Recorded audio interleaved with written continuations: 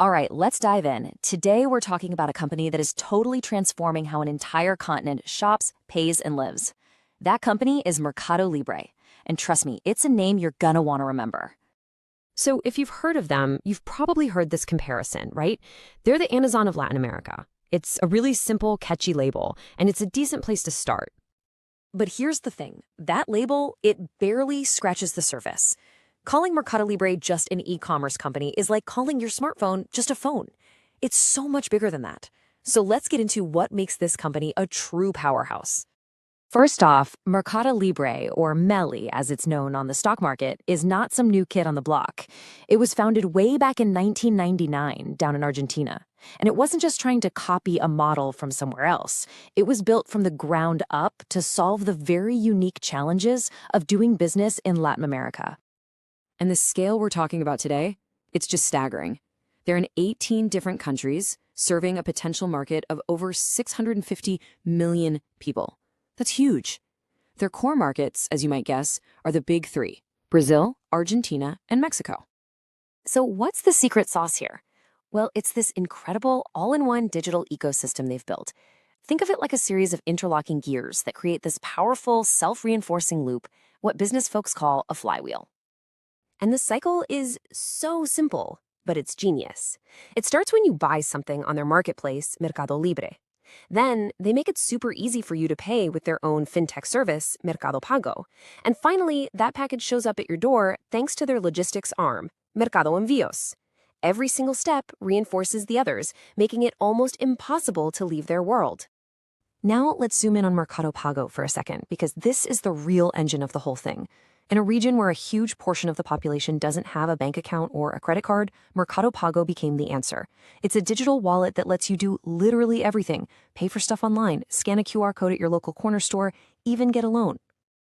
And if you want to see just how big this has gotten, check this out.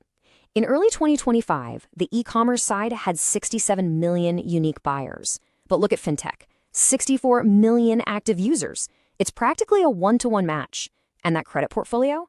It grew by an insane 91%. So yeah, this is not just some add-on feature. It's a full-blown, co-equal part of the business. So when you've got an engine this powerful, what do? You pour fuel on the fire. Let's look at the absolutely mind-blowing numbers behind MELI's plan to completely lock down its dominance.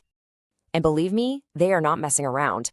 This past year, 2025, has been a massive investment blitz.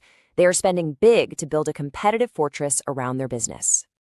I mean, just look at these numbers. Almost $6 billion going into Brazil alone. Over $3 billion from Mexico. More than $2.5 billion for their home turf in Argentina.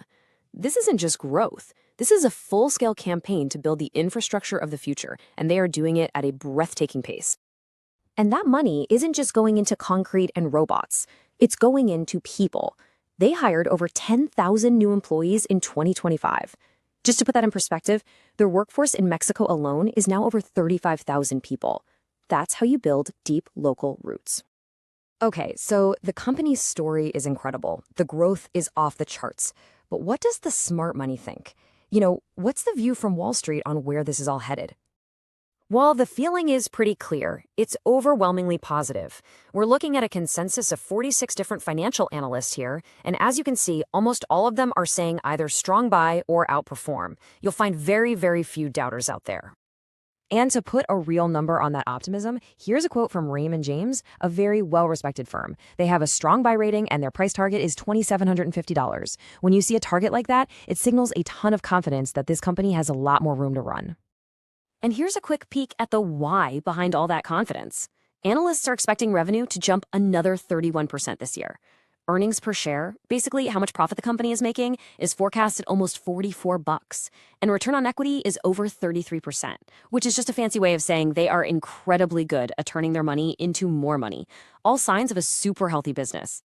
But, no company has a guaranteed path to victory. The road ahead is going to involve new leadership, some really fierce competition, and a market that's always changing. So what are the latest developments we should be keeping an eye on? Man, 2025 was a packed year for them. They posted some monster financial results, like a record profit in the second quarter. They got a big vote of confidence with a credit rating upgrade from S&P. They're also making smart partnerships and are prepping for a smooth CEO change right at the start of next year. But of course, they're not alone in this playground. You've got global giants like Amazon breathing down their necks, and these new super aggressive discount players like Shopee and Temu jumping in. But MELI's defense has always been its home field advantage: an unbeatable logistics network, smart promotions, and a deep, gut-level understanding of the local customer that outsiders just can't match. And that really brings us to the final multi-billion-dollar question. The fight for Latin America's digital future is on. MELI built this entire kingdom from scratch, solving local problems with brilliant local solutions. The big question now is, as these global giants storm the castle walls, will that powerful, deeply integrated ecosystem be enough to defend its crown? We'll have to wait and see.